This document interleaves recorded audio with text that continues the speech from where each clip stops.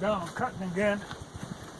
I'm running into the problem where I have to, if I drop something on the stream bed, I have to get it up because the glacier, the water is getting up on the ice and then it freezes, and if I leave anything sitting on the ice, it'll freeze down.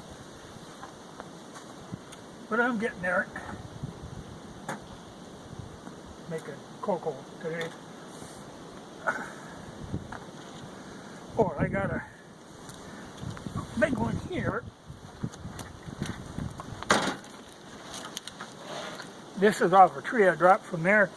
But you can see how this ash, it'll break off a branch up above, then the water comes down through the core, pulls up in the base, and it'll rot the base out, and then the tree will tip over. Because as you get up higher, it's solider. But I'm going to save this piece because I always thought about trying to take one of these and hollowing it out and making a bucket out of it. So I'm going to leave that in one piece and see what happens with that. If I want to strip the bark off, if it looks like it's solid, good all the way around, be a lot of digging that inside out. I'll have to make some kind of a curved gouge to get in there.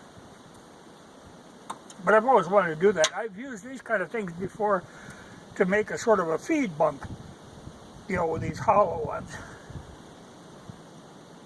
I think that's about ready. Yeah. Somebody had asked in the comments what I thought of 35 Remington. Well, I'm fine with 35 Remington. I mean, it's a pretty good round. It's what I have along now, and I have been bringing it with me more often all the time. The only thing I got against it, it is rimless,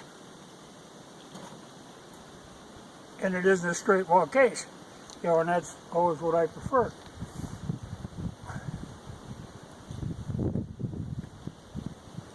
I was thinking about that when we talk about reloading and what's available and stuff.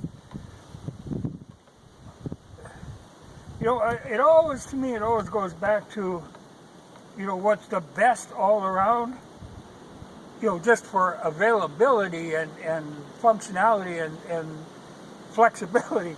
And it always turns out to be 4570. You can load them down, you can load them up, you can run 300 grain bullets or 500 grain bullets. There's just a lot that you can do with that cartridge. Including, like I say, the smokeless or black powder or the black powder substitutes. So, there's a lot going on there. It would be nice, another good cartridge, like the problem with the 30-30, then, it really has to be a jacketed bullet, or it should be. So then you go to a 32 Special, which, that'd be great. The only problem with 32 Special, it's nice in that you could make the brass out of 30-30 very easily. Just expand it slightly and you got her made.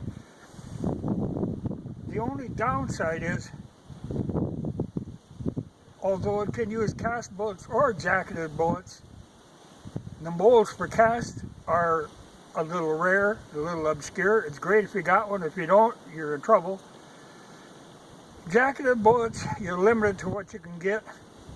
The good thing is, what you can get is a good sized bullet for it, but you don't have a lot of variety there, not like you do with a 45-70.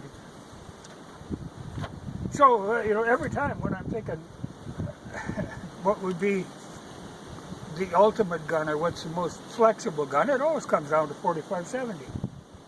And I know a lot of people think, oh, that sounds like overkill, but it doesn't have to be. Like I say, you can load them way down. But there you deal, the rim straight wall case, very easy to reload. The only downside, it takes quite a large amount of lead, because even at 300 grain, well, if you're shooting a lighter bullet, you could do, 2 rounds. So if you're scrounging for lead, that can be a handicap. But otherwise, because most cartridges, there's a problem someplace in there that screws it up for being a real flexible all-around gun. I always go back to the 45-70. But like I say, I like 35 Remington fine. I mean, I have nothing against it. You know, I like it in that 336A, and I like that it shoots cast bullets. You know, that's nice. But there again, 32 Special to do that, it does have a rim on it. The only thing is the lack of availability of bullets. You know, like I've got a mold for it, but I know the mold wasn't cheap when I bought it, and they can be hard to find. So that kind of, I know when people talk about now things being hard to find, reloading dies and sets and stuff, you're always going to find 45-70. The only thing you got to stay away from is them Hornady ones that are short cased. You know, that lever evolution nonsense. But even, you know, like another good gun is a Mosin as far as just being a practical gun, because you can shoot a lot of different bullets in that. I mean, they're fairly flexible. A lot of different powder loads you can load in them. They got a rim. And, you know, when we were talking about Lee loaders, I used to use Lee loaders all the time in the Mosin. The only problem I ran into with a Lee loader, you should be loading them, the cases that came out of the gun that you're using and go back into that gun, because the Lee loader only resizes the neck. So the cartridge, especially in a Mosin where there's a lot of variation in them, might not fit the chamber on a different gun. Now I've got like 6 Mosins. 2 of them, the chambers are pretty identical. I can use the same cartridges from one to the other, but there's some that they aren't going to fit in well, you know, that you're going to have trouble closing a bolt and stuff. Or if you do shoot them in them, then they don't want to fit in the other one. And, you know, so I was always having to keep track of which cartridges came out of which gun, you know, and it got to be a nuisance. So then I started loading them on the press. Otherwise, they load real fine with the Lee loader. And what I was impressed with,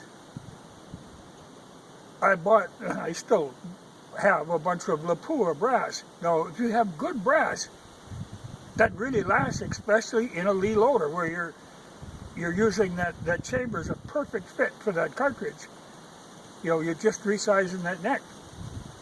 Because I used to keep track, and I had cartridges that I had shot over 100 times, and the brass was still good, because I was using that Lee loader.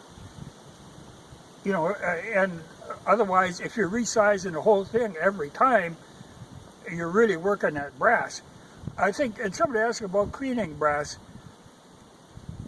You know, I clean fairly often because I have the tumbler now, but I never used to.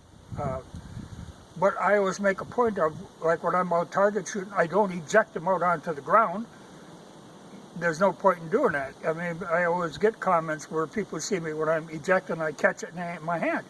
There's no point in throwing it on the ground unless you have to. I mean, if you're after a critter and you're shooting, and then yeah, eject them all over the place and then look for them later. But otherwise, I try to pick them up right away. But more important than, you know, having shiny polished brass is to anneal them now and again. That keeps that brass flexible. That's more important than having burnished up brass. You know, it just, well, back to work again. I think she's cooled sufficiently. A little warm yet. But I'll get this load out of here. I had a really snaky drive to get in here. And hopefully I can get out of here. It was a trick. You know, normally when I'm backing into a spot like this, I put it in reverse in low range and I let it idle, and then I walk alongside and guide it with the steering wheel. But it was so tight in here I couldn't do that. And plus, when you're going on ice, you got to be afraid, you know, one slip and then you could be underneath the wheel with them chains on, which is going to hurt. You know, so I had to try a little bit. But I think I can shoot out of here. But she's close. Right there, she makes a real snake. But there's water coming on the ice, so I got to get this stuff out of here. I got a whole tree laying here. But I don't know if you're able to see it. And there's another one. Yeah, right in the center there. That's an ash. And you can see part way about 6 feet up, maybe 7 feet. You see that little fungus growth on there. A branch broke off. That tree is rotten inside, just like what this one was.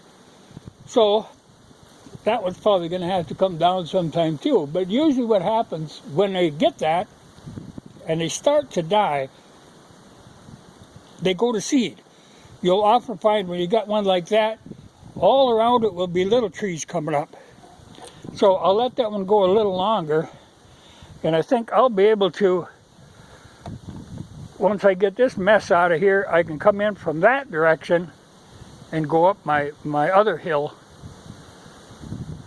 It's going to be a little tight, but I know I can get back there with the tractor. Then I could pull that whole big long one out of there. You know, because hopefully there would be some usable lumber in that.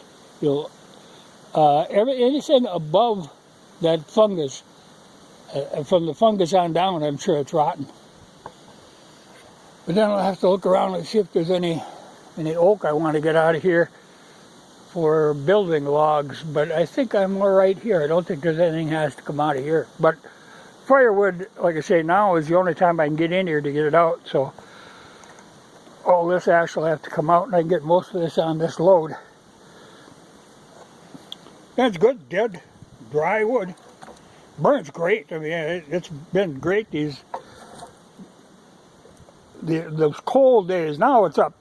You know, we got a fairly good temperature. It's like 30 degrees now. But that's where the water is starting to move on the ice. So kind of has to spur me on.